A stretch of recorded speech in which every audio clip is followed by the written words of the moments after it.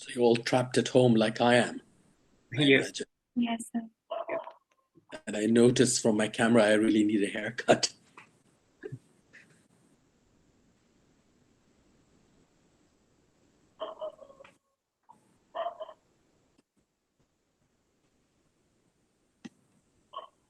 So then we can start and we'll have more people joining.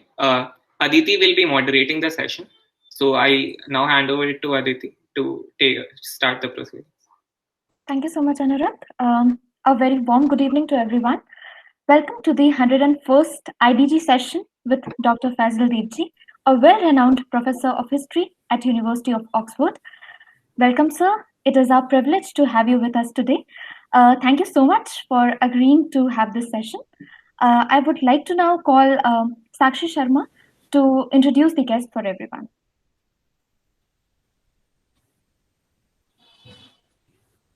Good evening, everyone. Today, we have with us a very distinguished guest, Dr. Faisal Devji. Devji, sir, is a professor of history at the Oxford University.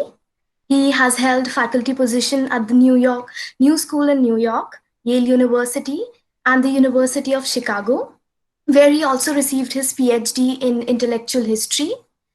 Amongst his highly acclaimed works is the book The Impossible Indian, Gandhi and the Temptation of Violence. Sir's area of interest include Indian political thought, modern Islam, ethics, and violence in a globalized world. And in today's session, Sir will be talking about Gandhi as a critique of liberalism. Sir, all the students are really keen to listen to your talk and to interact with you.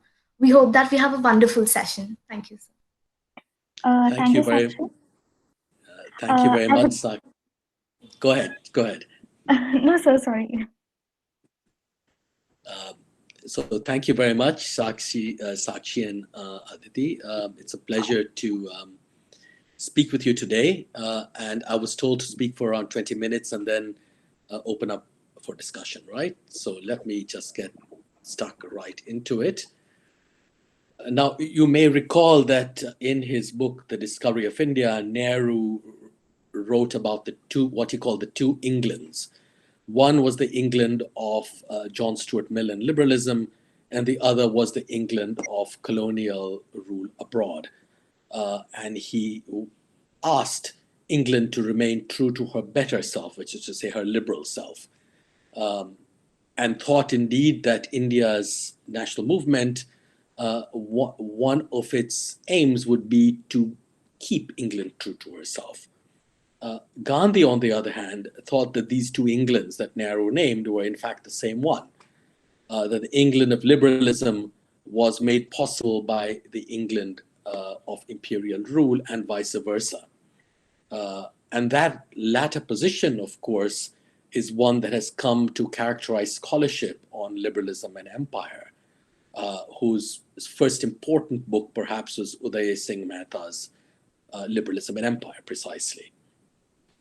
And what works like Mehta's argue is that the liberal order, as instantiated in places like England, propounded itself by universal categories, and in the colonial realm, these categories were to be limited by the apparent exceptionality of places like India. And it's in the interstices between the universal and the particular, the universality of liberal categories at home and the particularity of colonial exceptions abroad, that violence occurs. Eventually, as we know, this violence returned to the metropole itself, both in the two world wars and in our own time at the end of the Cold War. So that the arsenal of illiberal or exceptional and particular laws that characterize this form of, if you will, colonial exceptionality, from humanitarian intervention, preemptive strikes, to the suspension of habeas corpus, these are all familiar, of course, in our own time, but they all have imperial histories, as I'm sure you know. But what I want to argue today is the colony was not simply the site of liberal exception, not simply the particularity that set temporary limits to the universality of liberal categories. Because let us remember, in liberal thought, these particularities or these exceptions were always seen as being temporary in nature. They were not ingrained, they were not inherent. All that was apparently required was time in order for countries like India, for instance, to mature into freedom. But what I want to suggest is that in many ways, places like India serve not as the particular exception to liberal universality, but rather as its principal site of operations. And there has been scholarship on this for some time now.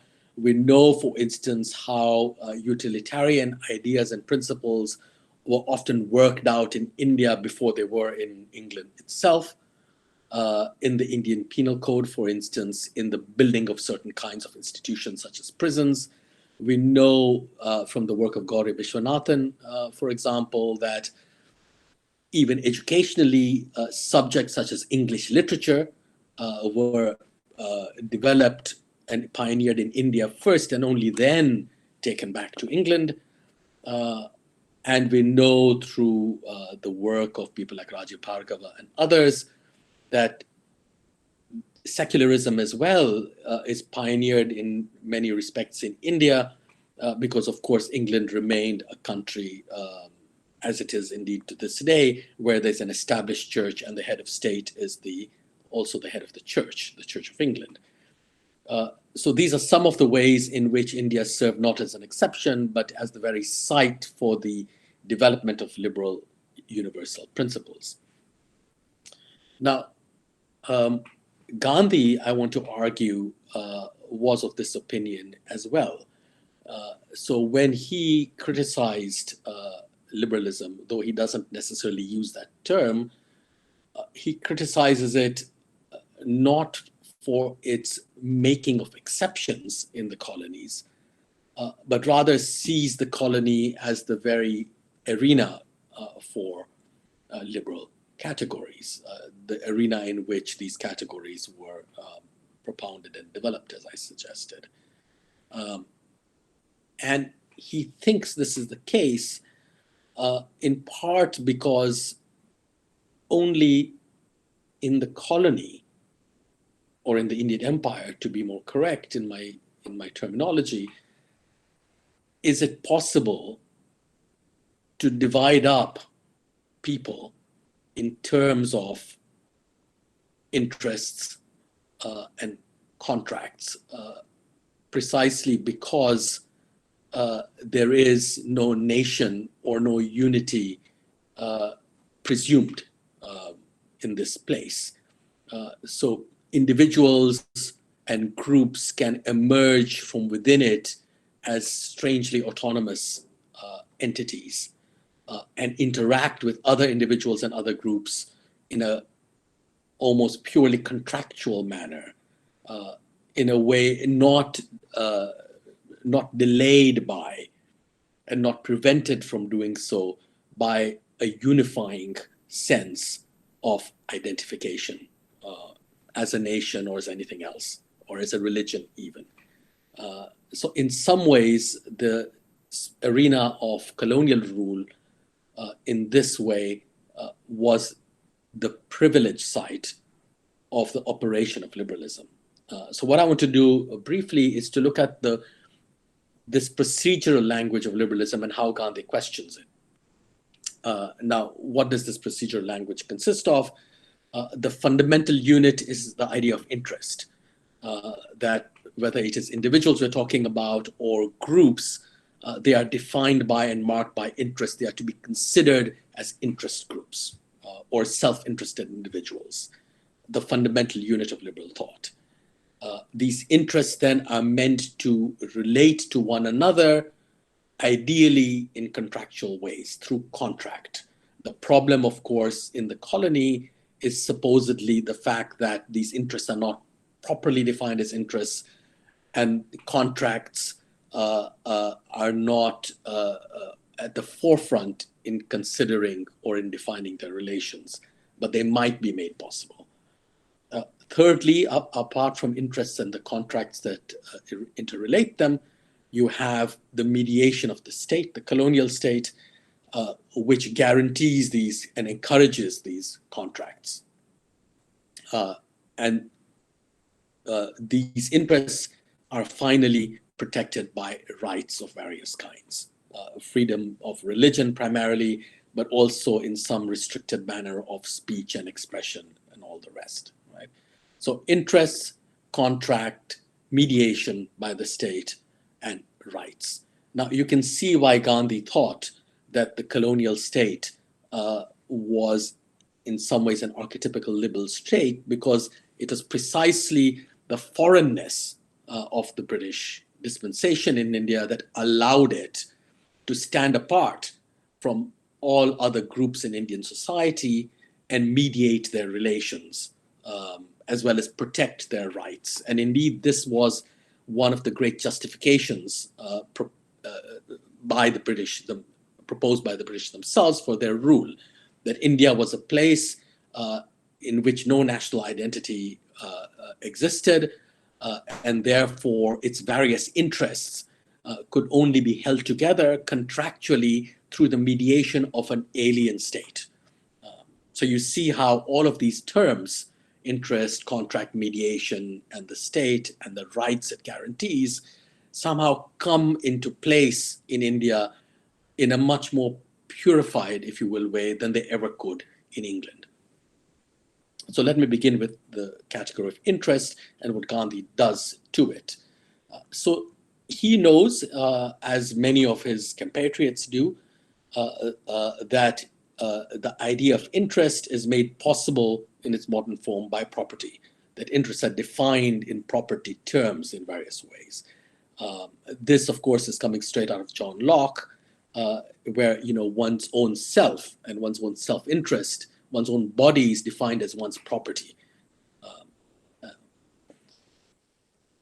Now, Gandhi's critique of interest is varied, but he begins by suggesting that interests cannot actually hegemonize social relations in India because property does not define social relations in India, at least in part due to the fact that most Indians have no property at all.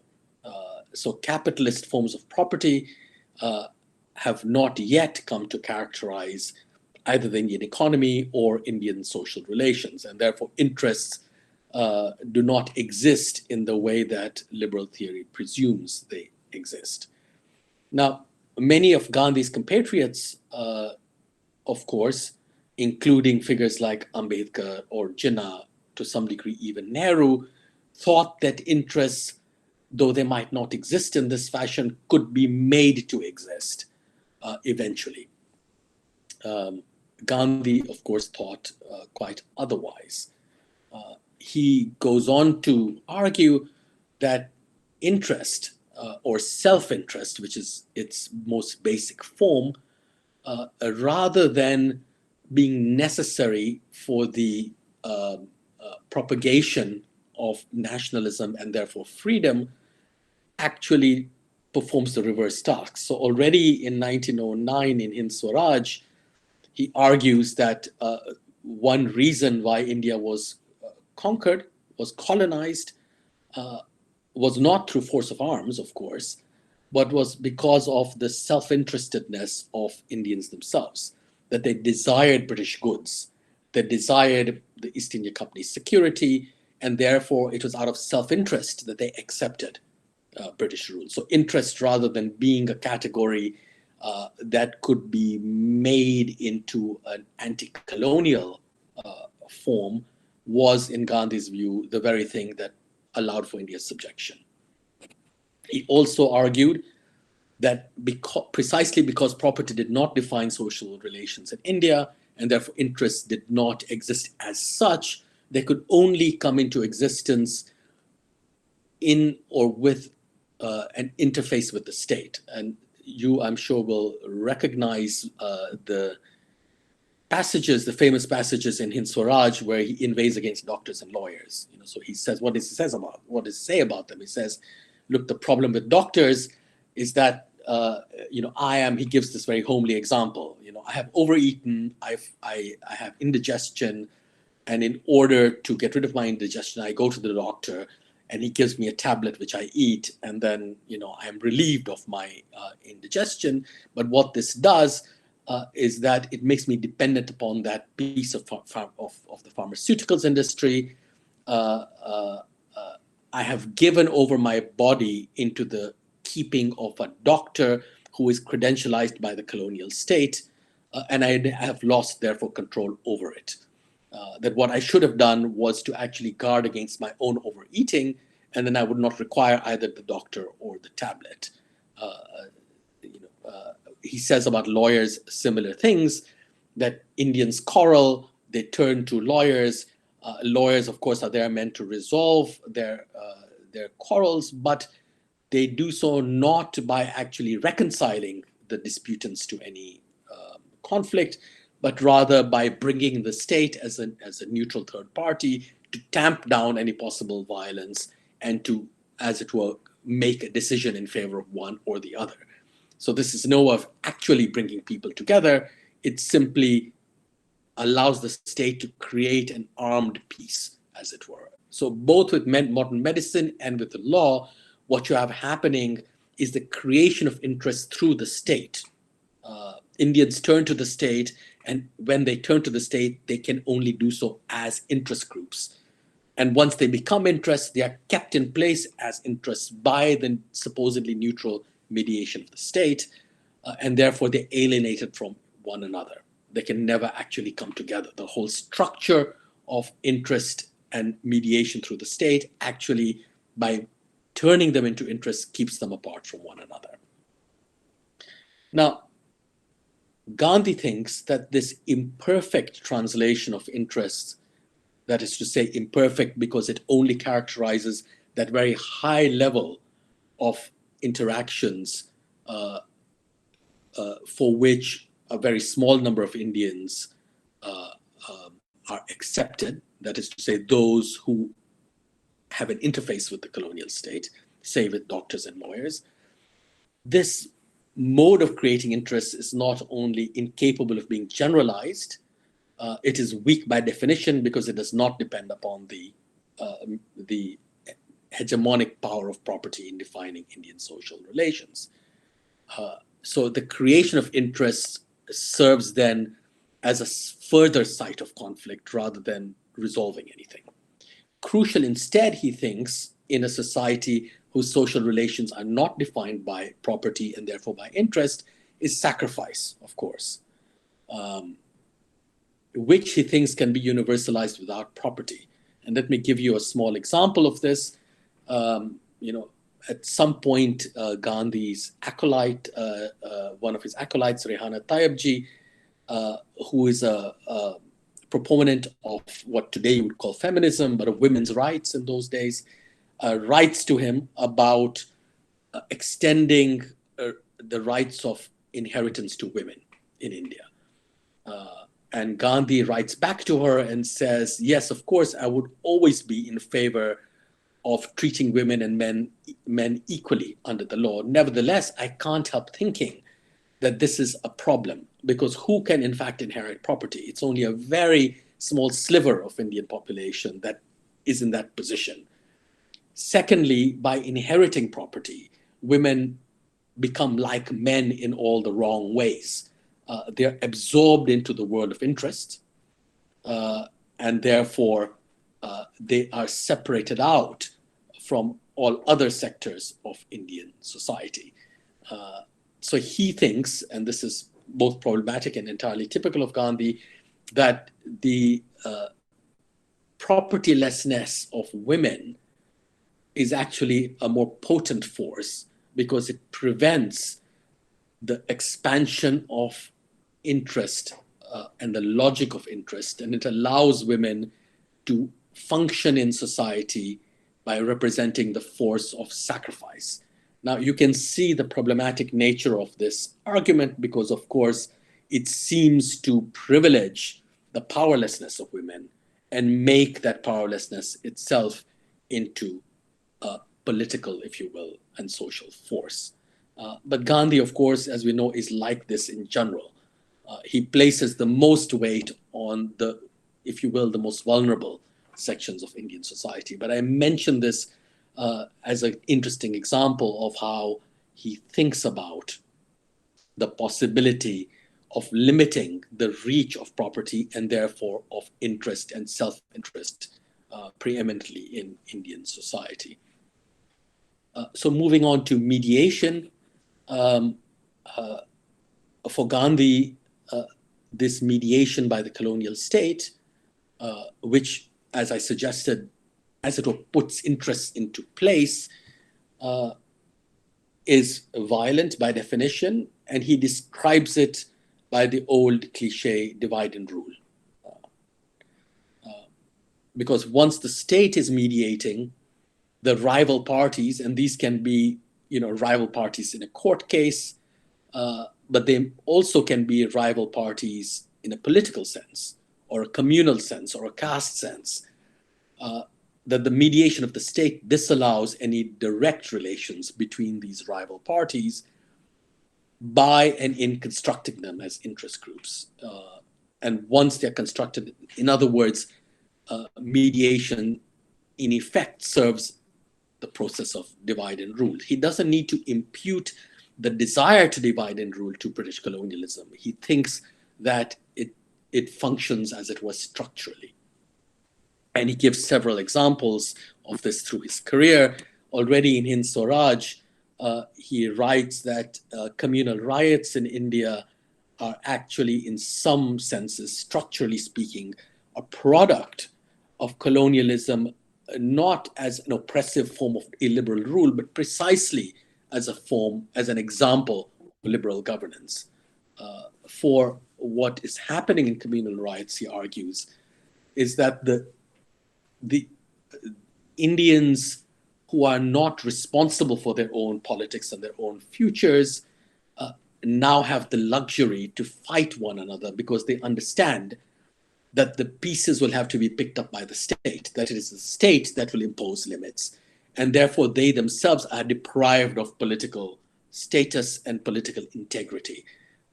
Now, he thinks this is particularly true of the colonial state, but not only of the colonial state. It's something that characterizes all states, that it is the voiding of responsibility and therefore of political integrity from these interests that allow for violence to proliferate, whereas in fact, of course, what the mediating role of the state is meant to do is the reverse.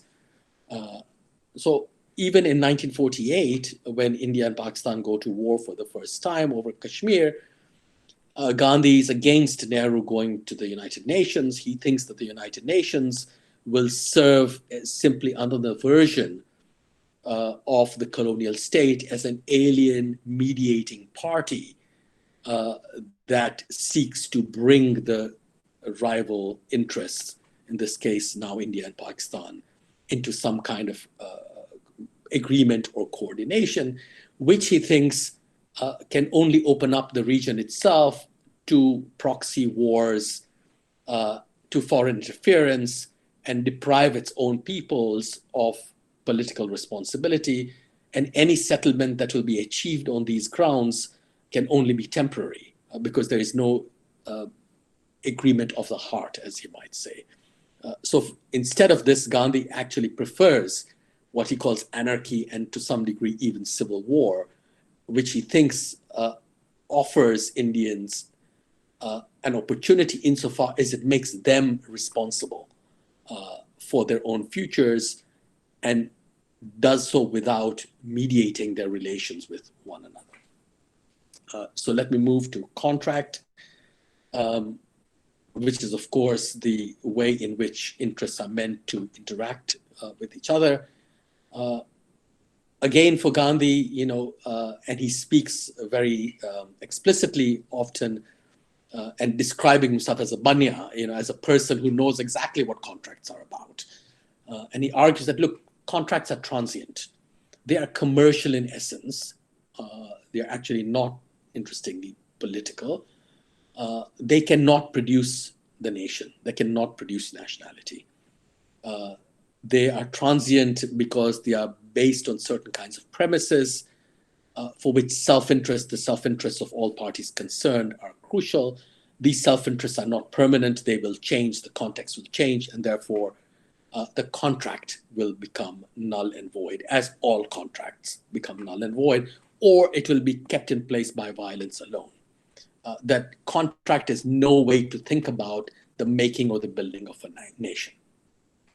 And the example that I like to give of Gandhi's critique of contract or contractualism is the Khilafat movement, which, as you know, I'm sure, emerged in the aftermath of the First World War, once the territories of the defeated Ottoman Empire were being apportioned out between the victorious European powers, Britain and France, primarily.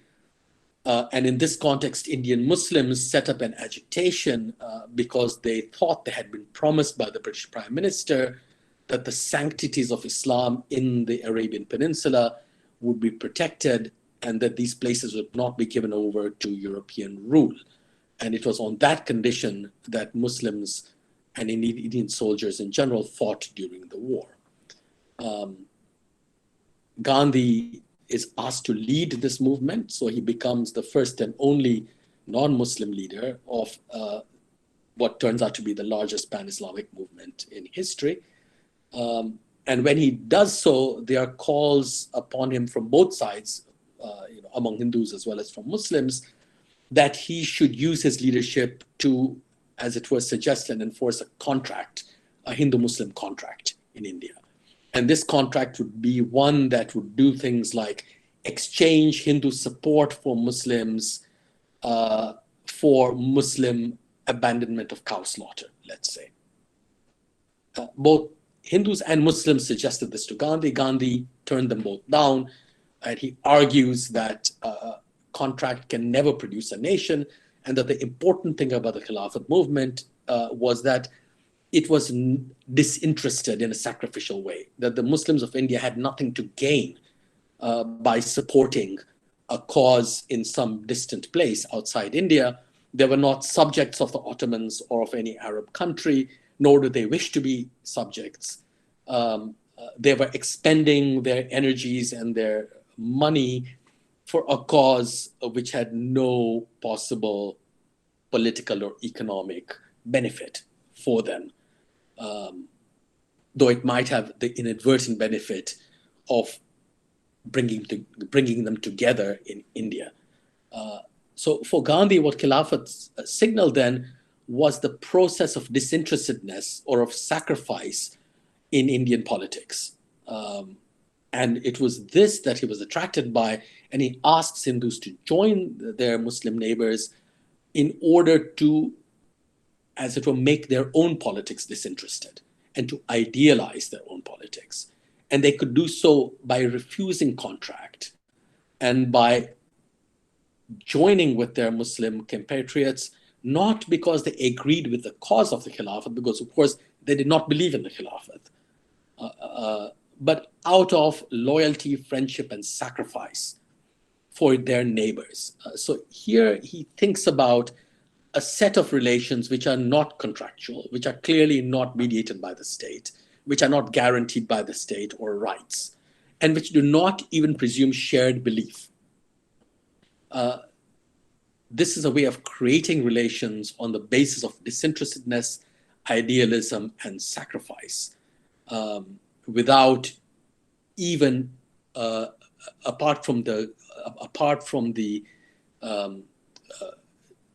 agreement not to use violence, there is nothing else that is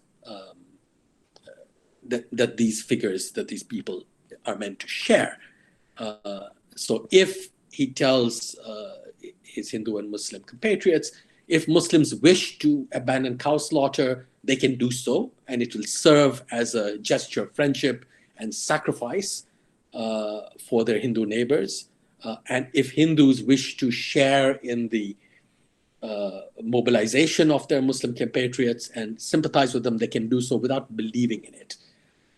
So for Gandhi, Khilafat serves as a perfect example of how to create a national identity and mobilize Indians in a way that really discards all the terminology of liberalism. There is no mediation, there is no interest, and there is no contract. So let me come finally to the idea of rights. Rights, Gandhi thinks, are also a problem. In 1946 or 1947 even, Julian Huxley, who is the director of UNESCO, is canvassing opinions from around the world, eminent personalities around the world, for the document that will eventually become the Universal Declaration of Human Rights at the United Nations. And one of the people he writes to is Gandhi, and Gandhi responds to him. I think he's on a train, and he responds, from the train outside Varda or something. And he says, I much prefer duties to rights. You think that rights are inalienable, and you want to institute rights as inalienable in this document, and yet, of course, they are not. Rights are only guaranteed by the state, and they can be taken away by the state. They do not actually belong to individuals. They have to be begged or stolen from the state, if you will.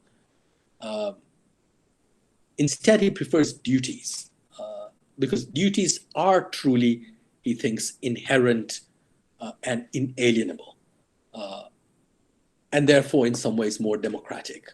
Your duty can never be taken away from you. It is something you decide, and it is something that is in your possession. It can never be stripped away from you. Now, of course, the chief right, as we know, is always the right to life. It is the most basic one. The chief duty is the opposite. It's the duty to die. And Gandhi prefers the latter to the former. Let me end with an example of what he means by this. In 1937, I think, someone called Rudolf von Strunk, who is a Nazi official who had been in Spain supplying weapons to the fascists on behalf of Hitler, comes to India curiously to see Gandhi. He's interested in ideas of national health and invigoration. And of course, for him, the Indian national movement is interesting because it seems to transform a whole people. So he goes to see Gandhi, and Gandhi asks him about the Spanish Civil War, and Strunk is a bit embarrassed by it and thinks that the anti-Semitism of the Nazis is has perhaps gone too far. And Gandhi interrupts him and says, "No, you don't understand. The problem is not that you fight in places in wars like the Spanish Civil War and lose your lives. That, in fact, is admirable. That, he says, we Indians have something to learn from. That if Europeans are willing to throw away their lives in this manner, it shows you that their actions are not defined by self-interest in its most basic sense. They might be defined by duty. They're willing to accept their debts. The problem is not that. The problem is the value placed on life. So he turns to this question of health that was occupying von Strunk and says, don't you understand that it is your desire to prolong and protect your life that actually results in violence? I quite admire, he suggests, the fact that you throw away your lives. But it is contradictory, even in a war, to want to preserve them at the same time. And it is that contradiction between the desire to protect life and the willingness to throw it away that produces, in some ways, violence. So for Gandhi, again, in a very counterintuitive way, it is the duty to die that actually has more potential for the efflorescence of nonviolence than the right to life. The right to life, he suggests, can only lead to more violence and more death. So let me stop here, and we can talk about any of these issues that are that might be of interest to you. Thank you so much, sir, for your enlightening words. Moving ahead with question answer session, I would like to take the advantage of being the moderator, and I would like to ask you, do you think there is a tendency in India to deify leaders of the past, which prevents us from doing a fair assessment of them in history scholarship? Yes, I suppose so, but there's the opposite move as well. Each leader who is deified also has many detractors from other political positions, movements, and parties. So you certainly see that with Gandhi. Of course, he's been a national icon since 1947, indeed even from before. But in more recent decades, he has been shifted off his pedestal, and there is now a great deal of criticism of Gandhi. And in a way, this is as it should be. I might think he's a very interesting figure, but it doesn't do him any favors to make him into a saint. So I think he's an interesting figure precisely because, like all individuals, he makes mistakes, but also because it's his ideas and his experiments that are really interesting. It's not the fact that he speaks, as it were, with the voice of truth or with the voice of God. So in a way, the problem, I think, is that it's not that leaders are too deified. It's that you have both the deification and the demonization together. And both those things are problematic. They don't allow us to get to any of these people as interesting figures. So in our day, for instance, it's quite fashionable to oppose Gandhi to Ambedkar, but also, of course, Gandhi to Savarkar. And the more productive thing to do is to consider their interrelations and to deal with them all as the human beings they were. We might agree or disagree personally with them, but in fact, together they make for an extraordinarily vibrant debate and period in Indian history. Thank you, sir. We have our next question asked by Srijaya Singh. Some of the DPSPs in our constitution, in part 4, pertain to Gandhian principles. How do you feel about selective adherence to them by the ruling party in order to secure their personal interest? Example, cow slaughter ban.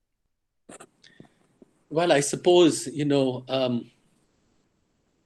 that is in the nature of things, isn't it? I mean, I imagine all constitutions work in this manner.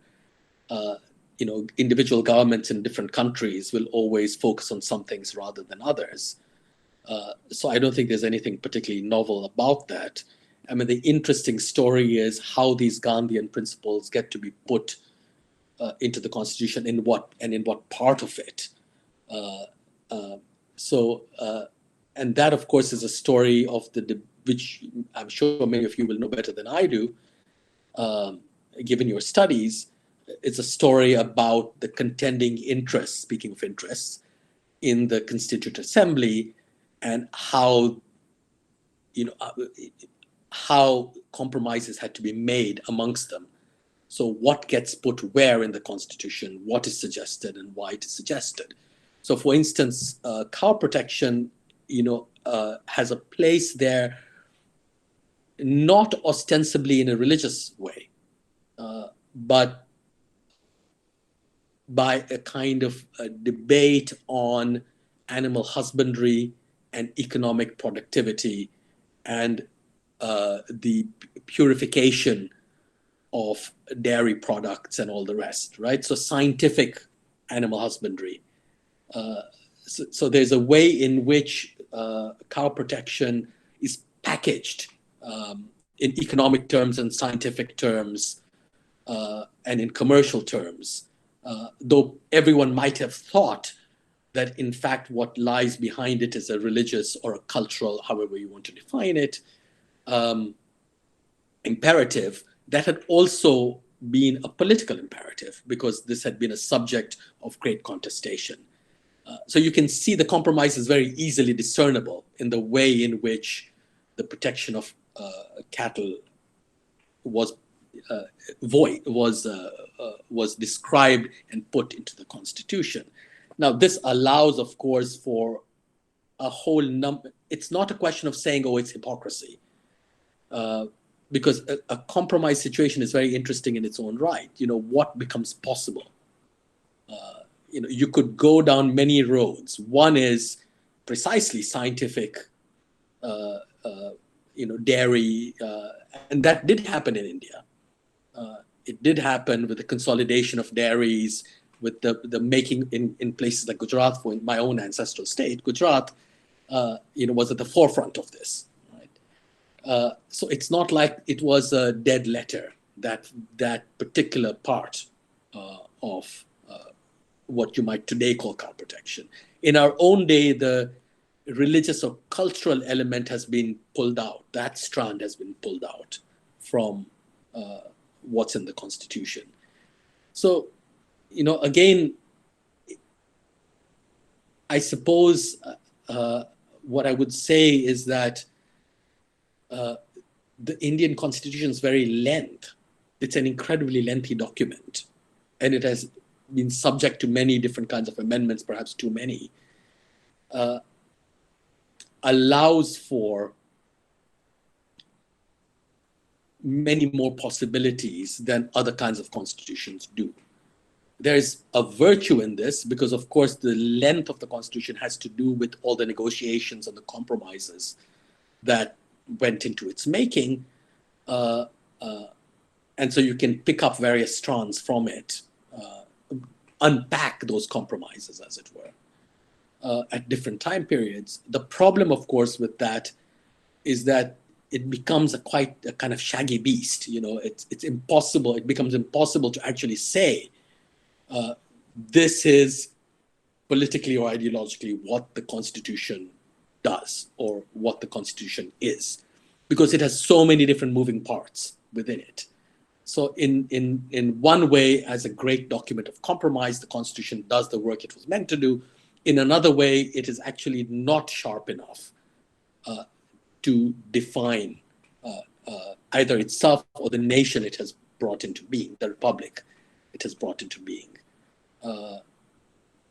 And I think the issue of cow protection is only one issue that serves as an example of this problem.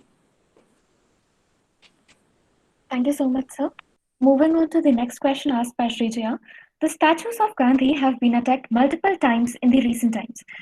Do you think it's fair to view Gandhi as a racist leader? Do you think it is fair to attack his statues if we view his life effort overall? Well, I'm I'm troubled by this, of course, on the one hand, because I think it is an overreaction, and that no one has actually done a reasonable study of Gandhi's racism, assuming it exists. In order to do such a thing, you would have to take into account the way in which ideas such as race are received in India, how they're conceptualized alongside ideas of caste, let's say, what these ideas, how they circulated in a place like Gujarat, where Gandhi came from, and what indeed are the terms that Indians in places like South Africa even use. How do they think racially? Because in my view, they are not thinking in entirely European biological terms when they think about race. So we don't even have the very basic scholarship on what race, racism, and racialization might have meant to someone like Gandhi.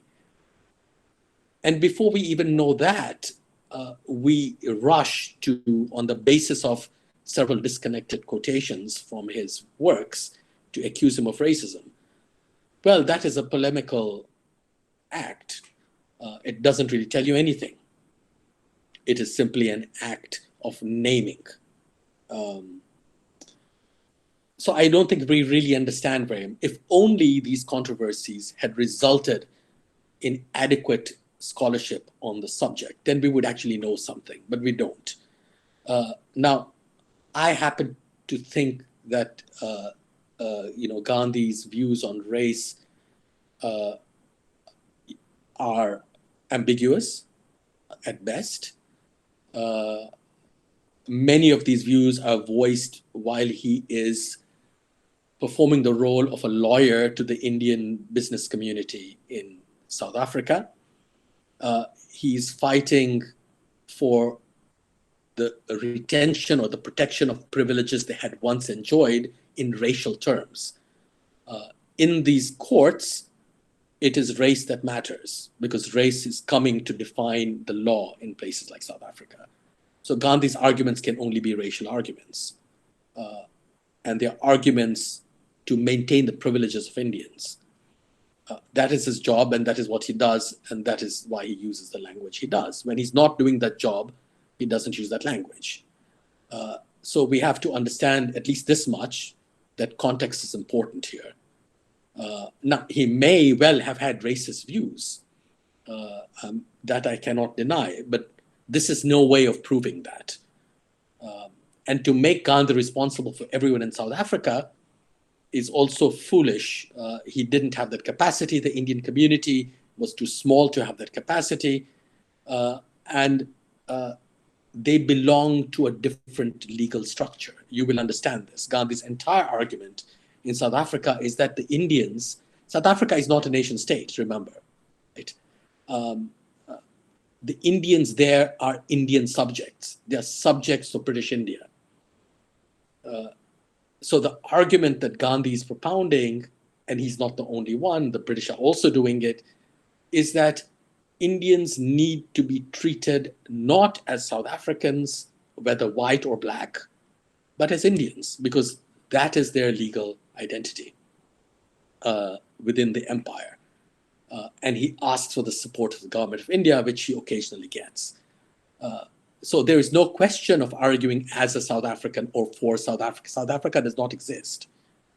As for the statutory, well, the different governments of India, whichever the party in power, has been building statues to Gandhi since 1947. And there are lots of them around. If one or two of them is removed,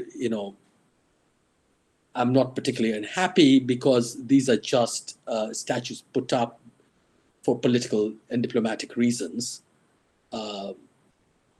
And they are there to advance the public diplomacy of the Indian state. They don't actually say anything about Gandhi himself or about the societies in which they are set up. And indeed, I think the problem is that Gandhi has been too identified with the Indian Republic. Even though in the last years of his life, he distances himself from his own political party. He was not a member of the Congress. From the 1930s, he ceased to be a member. And he thought that his work should be in society. It was constructive work that occupied him. So I am not entirely unhappy with Gandhi being, as it were, disowned by the state. Though, of course, he cannot be fully disowned because you cannot think about India's independence without him. Thank you so much, sir. Next question we have is by Arunima Srivastav. Does Gandhi supporting a civil war-like situation to make the people more responsible go directly against his belief in non-violence? Yeah, that's a very good question. Of course, it does in one sense. But what you must remember is that Gandhi, while being a votary of nonviolence, was not a pacifist. And it's an important distinction to make. Already as a student in London, he breaks with the Quakers, who are pacifists. And already by the First World War, though he doesn't like war, obviously, he's willing to engage in it. Not to kill, of course, but when he comes back to India in 1918, he's even recruiting soldiers for the war in Europe. Right? And why does he do that? So he thinks that non-violence is possible everywhere, at any location, even in the middle of a battlefield. So normally, in a kind of pacifist vision of things, there is the limit of pacifism is the battlefield or war. Right? Just as in ordinary ideas of ethics and morality, it is only before the battle begins that those somehow seem to have any purchase.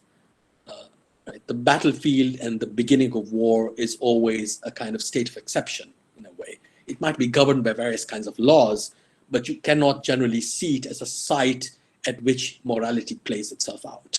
So Gandhi doesn't divide up the world in this way, which is why he sees in the Bhagavad Gita his great ideal. The Bhagavad Gita, of course, happens on a battlefield, the battlefield of Kurukshetra, where two armies are ready to fight, and Gandhi, as a devout reader of the Gita, is entirely approving of Krishna's advice to Arjuna that he must fight. He has been brought to that place by a series of actions, including his own actions. He cannot now run away.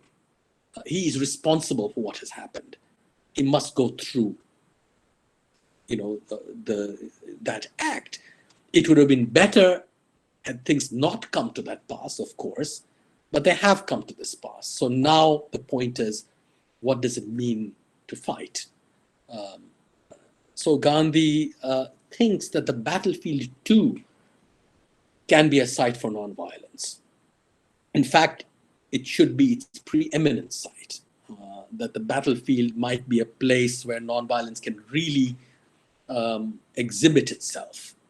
And he has certain examples that he gives, including from the First World War, where enemy soldiers actually come together temporarily and lay down their arms. Now, you might think this is sort of mythical and idealistic, and it might well be, but I think this is what lies behind Gandhi's. He wants, for him, nonviolence is not restricted by any time or space. It can happen anywhere and everywhere. And sometimes the battlefield is actually inevitable, and its inevitability should be seen as a tragic opportunity for nonviolence.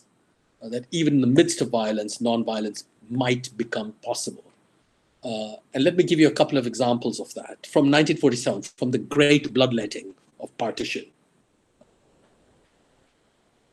So, after the great Calcutta killings, and these enormous riots in Calcutta, communal riots, Gandhi goes and establishes peace.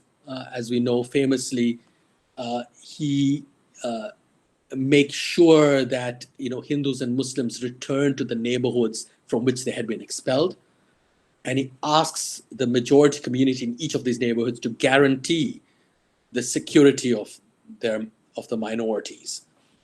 In one such neighborhood, you have members of a Hindu organization who had expelled Muslims coming to Gandhi and saying, you have asked us to let go of our arms, and we have agreed with you, but we would like to actually have our arms back. Why?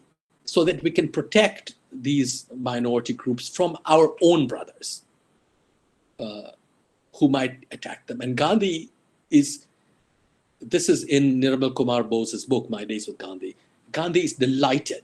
So here is the apostle of nonviolence telling them, yes, please take your guns. If you kill your brother, that is actually an instantiation of the war of the Gita. It's nothing more than that. Where your duty is, remember Arjuna asks Krishna, how can I kill my own relatives and my preceptors and my friends who are part of the Kaurava army? And Krishna says to him, that's precisely how you must begin. But you sacrifice your own. So Gandhi takes this scene as an instantiation of the counsel of Krishna in the Gita. Now, very soon afterwards, when the Kashmir war happens, again, Gandhi is delighted, not because the violence is happening, but because what he sees happening is that Sheikh Abdullah and his Muslim population in Kashmir fight their own Muslim brothers from Pakistan to protect Hindus and Sikhs in Kashmir. He thinks this too is a manifestation of the teachings of the Gita, and that he thinks that Kashmir can be, as he puts it, the star that lights up the whole of India, that, non-violence will spread throughout the country because this gesture has been made, this gesture of sacrifice, which opens up the possibilities of non-violence, both in that place and more widely. So it's a complicated story, obviously, but I hope these two examples show that what Gandhi is intent on is, instead of stepping back and saying, okay, a war is happening and we can only condemn it, he thinks that there is no stepping back. If you cannot prevent a war, you must actually make sure that the war itself becomes a site for the possibility of non-violence. Otherwise, you're abrogating your own responsibilities. You cannot wash your hands. Arjuna could not wash his hands off the battle at Kurukshetra. He could not go away, because if he went away, the Pandavas might have lost and the Kauravas would have won, and that would be his responsibility. So the responsibility of the votaries of non-violence is not to step back in horror and say, oh, the war has begun, we can't do anything about it, except to say that you shouldn't go to war. Once the war is beginning or has begun and you haven't been able to stop it, then you must make that war itself the site of your struggle. Thank you, sir. Sir, how many more questions can we take up now? Whatever you have, I suppose. Okay. So next question is asked by Ananya.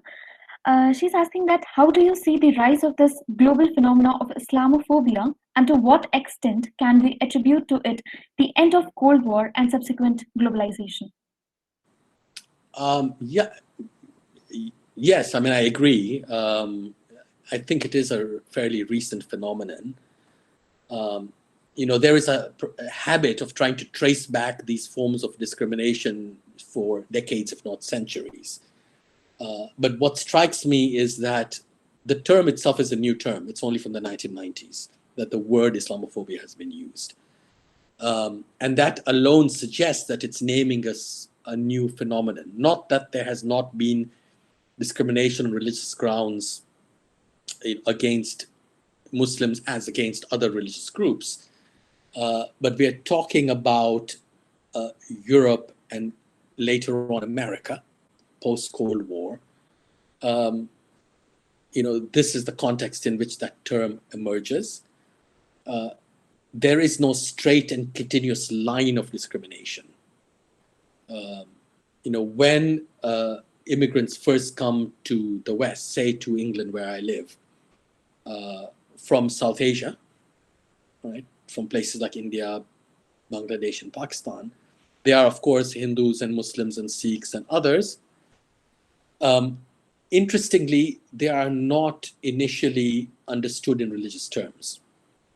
So from the 1950s, despite the fact that in colonial times, all of these groups were named by religion, by their religious identities, as we know, and they've given separate electorates according to their religious identities. But interestingly, in the immediate post-colonial period, when people come as migrants to countries like Britain, they are not defined in religious terms. They're defined in national or in racial terms. So it is only in the 1980s that the religious terminology, as it were, comes back. Or rather, it doesn't come back, it is sort of reinvented. And this has to do with the opening up of a new global arena towards the end of the Cold War, and the emergence of Islam as a global form and a global form of mobilization in this period, from the Iranian Revolution in 1979, which is its immediate antecedent, to the Rushdie affair, the banning of the attempt to ban the book, The Satanic Verses, in 1989, which first gives rise to global Muslim mobilization. And then, of course, the emergence of Al-Qaeda and global forms of terrorism. So it's a long story, which I cannot go into here, but only to agree with you that I think there is a discontinuous history. There is no lengthy history of Islamophobia. It's a new thing. That doesn't mean it's not a damaging thing. It operates differently in slightly different places. in a place like India, where there's a much longer history of communal disagreement and conflict, the way in which Islamophobia is understood in the West has not yet been fully, I don't know how to put it, fully accepted or fully absorbed in Indian debates. Increasingly, you see Islamophobic terminology and arguments coming to play a role, not only in India, by the way, but also in countries like Pakistan, interestingly, among secular Muslims or whatever. So the Islamophobic themes are popular among Muslims themselves. It doesn't weirdly divide up between Muslim and non-Muslim. And you can call this an internalized form of I don't know, whatever you'd like. So it's a continuing story, but I don't think it is, I think it is also quite a fragile story because Islamophobia is not linked to Muslim populations in a very direct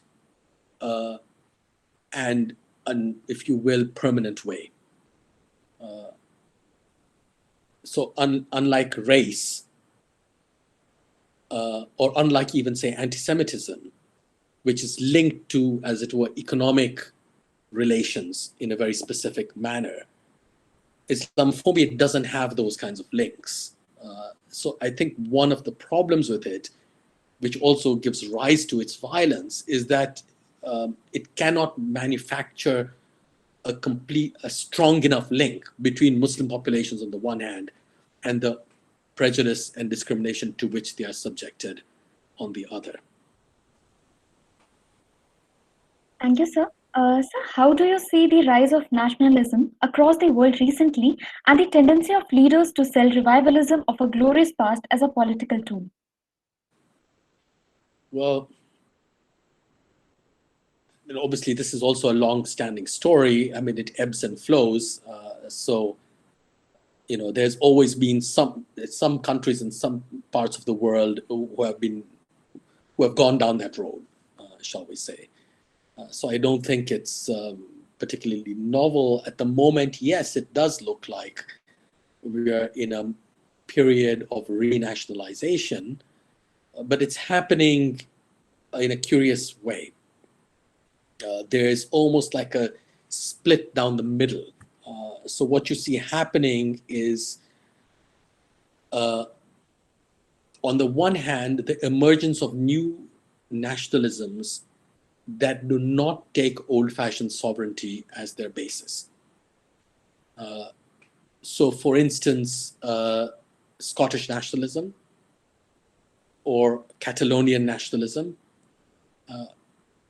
So in the EU, for example, because sovereignty is nowhere, it's shared in a weird way, it belongs to NATO in some other respect, militarily, there's a great anxiety about sovereignty because it seems to have been, if not disappeared, it seems to have been dissipated. And this leads to the remaking of nationalism in purely civilizational and culturalist terms. So in France, for instance, the struggle for laïcité, for secularism, which doesn't bear any relationship to what laïcité had once upon a time been, So there's a way in which the absence of old-fashioned sovereignty seems to have led to the culturalization of sovereignty in these new forms of nationalism. So that's one set of projects, if you will, that come out of either globalization or out of these federal structures like the EU. The other has to do with attempts to reclaim old-fashioned sovereignty precisely. And there, of course, you have Brexit, the great example of, we need to reclaim our sovereignty. We don't want to lose our currency. Of course, they already had their currency. We don't want to answer to laws from Brussels.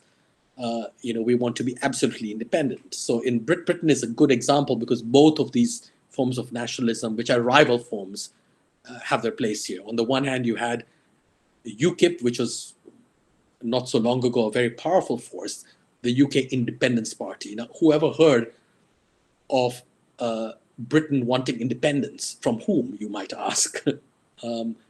It's almost like they're playing their own colonial history in reverse, because people have asked for independence from Britain. So you have that, the UKIP and Brexit, right? Old-fashioned form of sovereignty. And on the other hand, you have the Scottish, who want not sovereignty, they want to share the same currency as Britain, and they want the same head of state, but they want a kind of EU-style autonomy, and the EU allows that. So I think what you're seeing is not the renationalization as such in an old-fashioned way, but a kind of split down the middle of what nationalism even means. It's a struggle, actually, not for the nation so much as for the idea of sovereignty itself in a kind of globalizing world.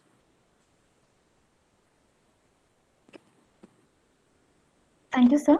I think Anirudh has a question and he would like to ask himself as he's already here. Thank you, sir, for the wonderful talk.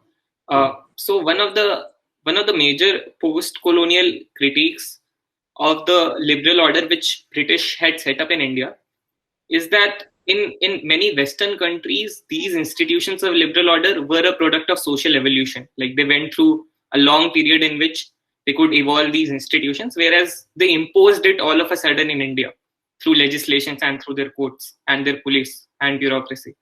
So how do you evaluate this critique, this post-colonial critique of liberalism in India? Well, yes and no, in the sense that there has always been this argument, of course, on both sides, both on the sides of European imperial powers as well as of nationalist movements, that it's the violent imposition of an order on the colony that was insupportable. But that argument, of course, can be used to justify empire as well, because what the British, for instance, would have said in India is that we have done these things quite gradually, and you need to wait more. You need to wait for a longer period before you're fully mature. Nehru would make a different kind of intervention. What he did tell the British is that you actually haven't moved fast enough. You have prevented us from accessing the liberal institutions and ideas that you claim to propagate. And so in order for us to really become truly liberal, we need to get rid of you, because you will not make that happen. Right? So the various ways into this narrative, in other words. But when you look at Europe, which is a very complicated place after all, it's not clear to me whether this question of timing, of the length of time that it took to, have liberalism come to fruition, is really very accurate for most parts of Europe. After all, in France, you have to have a violent revolution in order to make that possible. So that this is hardly a gradual move. It really, you might argue the ideas had been percolating and all the rest. But in itself, the revolution shows that liberalism does not arrive by liberal means. It arrives only by illiberal means, if you will. Britain is another kind of story, perhaps. But in many parts of Europe, of course, and the work of Michel Foucault, among many others, I think shows this, liberalism is imposed by force. It's not a natural evolution, which is its own story of itself.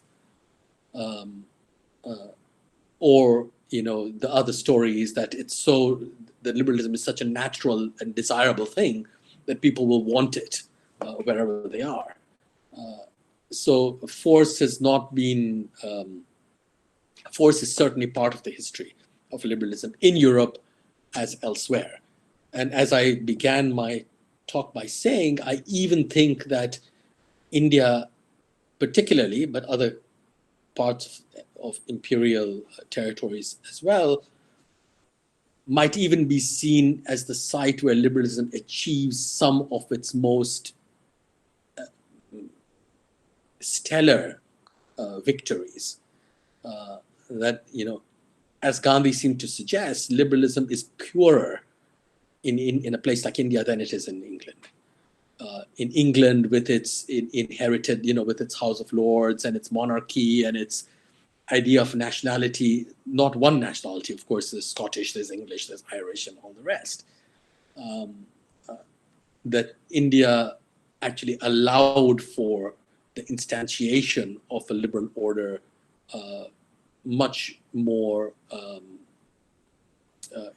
in a much more clear way than England itself did. Thank you so much, sir. Moving towards the end of the session, we have a last question from Sakshi Sharma. She's asking how important a role has caste played in shaping the medieval and modern history of India and Pakistan. Well, it's not really my field, but I suppose I don't know about medieval, but it's certainly in terms of modern history. You will know the extraordinary recent history of caste politics in India. There was the colonial moment represented by Dr. Ambedkar, of course, culminating in the institution of reservations in the Indian Constitution. And then after that, there seems to have been a kind of long fallow period. It's not like things were not happening, but it was difficult to see what was happening. The reservations were often vacant, as we know, and it took the rise of a new kind of caste politics, which comes together with the Mandal Commission report and its implementation and the making. This is all familiar story for you, I'm sure. So, and the reemergence of caste politics in a new way, and Ambedkar comes to be then the great figure that he was not in his own life. I don't mean he was not a great figure in his own person, but he had been disregarded as an iconic figure both in his own lifetime and much after. Today, you cannot think about modern India without Ambedkar. So that is, if you will, the large, broad brush story of caste politics in India. And of course, there are many, many details which you know better than I. What I find interesting is what has happened in Pakistan, where caste was never apparently an issue. Of course, in reality, it is.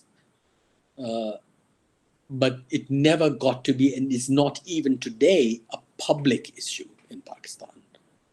In part because it has been deliberately and falsely identified with Hindus. So that, once you have partition, caste only becomes a problem for the minority, the Hindu minority, and Muslims apparently don't have this problem. The reverse is in fact true. And I suppose in part because of this ideology of Muslim egalitarianism, itself emerging from a colonial context. So in Pakistan, until very recently, you could not even name caste. And you see this in the work. So as with India, as you know, you have a Dalit intellectual like Ambedkar as the first law minister. Pakistan had the same thing. They had Jogendranath Mandal, as their first law minister. And he eventually left Pakistan and returned to India because he considered that the Pakistani government was simply not serious about either caste or minority protections in that country. Though it was Jinnah who had put him in place. So the question of caste is still barely visible in Pakistan. It is now becoming more and more visible, but it takes the form of a religious identity. And I've written in the press about this, about how these questions such as that around Asia Bibi, who's accused of blasphemy and, in jail for years and all the rest. it's a caste issue, clearly, because she took water from an upper caste well. These things happen in India all the time as well. But it could not receive the name of caste. It had to be considered only in religious terms because these are the only legitimate terms in Pakistani public discourse. So in some ways, the religious terminology of Pakistani politics has to be broken for caste to emerge as a viable category, which it certainly is, both between Muslims and non-Muslims. So I think that is a place to watch, to see what happens there, and how caste might perhaps become a way of opening up Pakistani politics altogether. At the moment, it is religious identity that acts as a conservative force to prevent debate, discussion, and therefore the pluralization and opening up of politics in Pakistan. So in some ways, I think caste is even more important for Pakistan than it is for India. Thank you, sir. It is truly a privilege to hear a great speaker like you. So if you allow, I would like to take up one last question that is asked by Tanish, that in my opinion, everyone wants to know.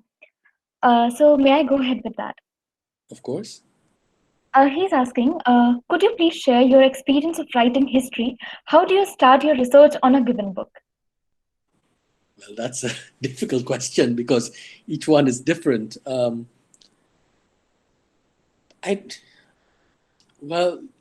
should I? In some ways, of course, our subjects are given to us by circumstances. And in my case, my first two books were on sort of global Islam and terrorism. And they were written in the immediate aftermath of 9/11, when I'd moved back to the US from England. So I moved back in 2003. And that was only a couple of years after 9/11 had happened. The war on terror was on, it was ramping up, the invasion of Iraq, etc. So I was forced to constantly hear and think about this subject.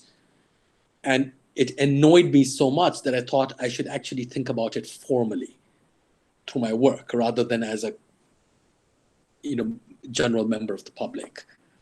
And so it's precisely because I was forced, like we all were, to think about this subject. And because I was not so happy with what I was hearing, that I decided to take this subject on. In that sense, it was more like an obligation than a choice. I didn't have to do it, but I was actually interested in it as well. I didn't do it in order to forward a particular cause or to protect particular people or anything. There was, in that sense, the political element of what I was doing was in the background. I was genuinely conceptually interested in what was happening, not in terms of theology, that is not my subject, but in terms of the global.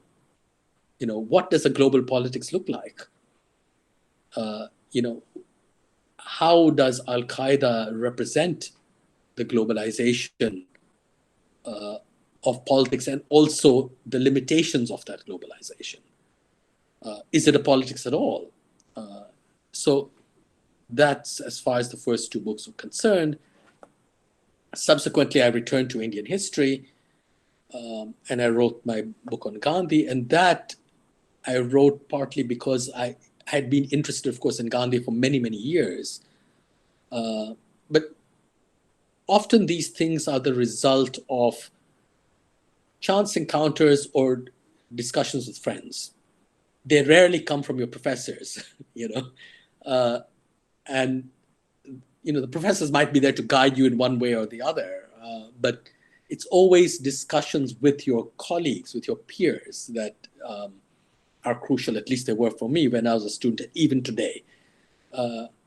And I happened to be teaching at the University of Chicago, and one of my colleagues there was Uday Mehta, who was writing his book Liberalism and Empire, also very interested in Gandhi. And so we used to have conversations on Gandhi all the time. And it made me think about my own readings of Gandhi. My father was a great admirer of Gandhi. So I grew up with this famous picture of Gandhi at his spinning wheel at the charkha from childhood, right? And it went from there. And I also thought, after writing 2 books on violence, I actually wanted to think about nonviolence. And how do you think about violence through a figure like Gandhi? How does nonviolence allow us to theorize violence itself? So one of the things I think Gandhi is doing is, people take him as the patron saint of nonviolence, which he is, but he's actually also one of the most significant and interesting thinkers of violence, which is why I called my book, Gandhi and the Temptation of Violence. So that, as far as Gandhi was concerned, and then there was a book on Pakistan as a political idea, Muslim Zion. And again, I was interested in ideas of the ideas of the nation. And I wanted to rubbish the idea that India and Pakistan are twins. That they are, one is a mini me of the other. And they are actually, they are the same except to be separated at birth. It's like a Hindi film. And of course, they're not. And I don't mean by that simply that they have different political systems and all the rest. Of course, they share a great deal, culturally, historically, institutionally, in all of these ways. But my point was that they actually have different conceptions of nationality, different ways of thinking about what the nation is, and what politics are appropriate for it. And these ideas were already in place in colonial India. It did not take partition to make them possible. So that book was about recovering alternative notions of the nation, of which Pakistan is one, but not the only one. There are others, and it comes out of a kind of larger set of movements and mobilizations. But again, as I said, many of these ideas are developed as they should be in conversations with friends and colleagues. And that's why conversations are so important. And one of the most saddening things about this lockdown for students, certainly, I think, has been, and I feel sorry for my own students because they are unable to meet. I don't simply mean the pleasures of meeting, going for a drink or going for dinner or whatever, going to a party. Those are also all very important. But just the conversations that one can only have in a group or individually with one's friends and one's peers. And that requires physical presence, because it requires interruptions. It requires having a drink or eating a packet of crisps, or I don't know. It requires these kinds of things. It's not a formal, it's not like chatting with your friend on Zoom. You need interruptions, you need music, you need food, you need drink, you need many things for these discussions to really have become, turn themselves into narratives and then become manifest in one's work. And that, I think, has been the most, speaking in academic terms, that has been the most tragic thing about this lockdown. So we communicate with each other more and more online. But that way of doing it, that was in person, which I hope we can go back to at some point. I think in India, you can still do some of it, unlike Britain. That is really what makes intellectual projects, in my experience. Thank you so much, sir. I'm sure each one of us is taking something new from this enthralling session. I would like to call Tanish Arora to deliver a vote of thanks. Thank you. Am I audible? Yes. A very good evening, Mr. Devji. On behalf of the Informal Discussion Group NUJS, I, Tanish Arora, would like to express my sincere gratitude to you. We are extremely honored that you graced us with your presence today. It is a privilege for us to have interacted with you, and I'm sure each and every one of us is taking away something valuable from this immensely insightful session. I would like to thank you for enlightening everybody present here on the realms of Gandhi and liberalism and more. I would also like to thank the members of the committee who contributed in making this session a success. I would like to thank the members of the faculty and other attendees for their graceful presence and bringing up such wonderful and relevant questions. Thank you so much. Thank you very much indeed. Pleasure. Thank you. Thank you so much, sir. Thank you so much. Take care. Bye bye. Bye, sir. Bye. Thank Thank you. Take care. Thank you.